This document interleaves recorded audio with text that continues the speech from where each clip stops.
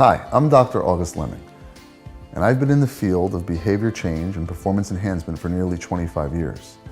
As a strength coach, a performance enhancement specialist, and now as a doctor of psychology. My personal experience of playing high-level athletics, Division I, Ivy League football, really informed my approach to coaching. It really informed my understanding of the drivers that most coaches and larger institutions knowingly and unknowingly use to enhance the output of their students and their athletes.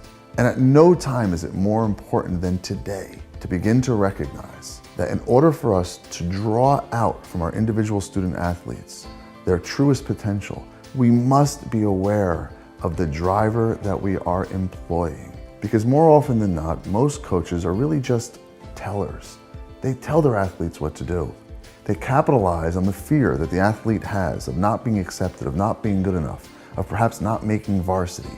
They play on that fear and they use volume. They use aggression as a driver.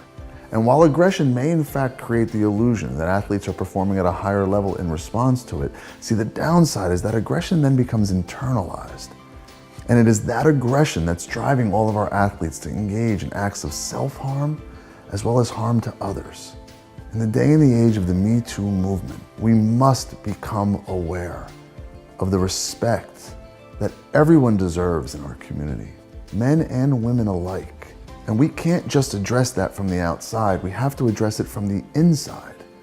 Aggression is the driver behind all acts of harm that human beings engage in towards themselves and others. And if we're unknowingly cultivating that same aggression on and off the field, we're a part of the problem. But I'm happy to say I have something that we can replace that with, and we can replace aggression with compassion. Allow me to work with your teams in your institution to teach your coaches and your athletes how to use compassion as a driver to experience a higher level of output as well as a higher quality of process to produce that output. What we'll create is a team that loves itself and each other. A team that respects the competition not as something to dominate, but as something to take in, to receive the energy from the competition in order for us to continue on our journey of self-discovery. Because in essence, that's what athletics are.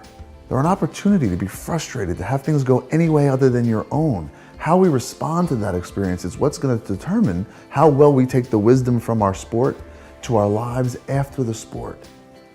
And if your team and your culture is unknowingly right now rooted in domination, if being better than your teammates is the thing that feeds you, and then being better than the opposition is the thing that feeds your team, I can promise you that aggression is the driver.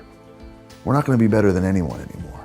What we're going to do is we're going to use sports as an opportunity to find out who we are, to deal with our karma, our emotional energy, our disappointment, our sadness, our victory, and our loss, so that we can take that wisdom out into the world and become the kind of people who can create change with compassion as a driver.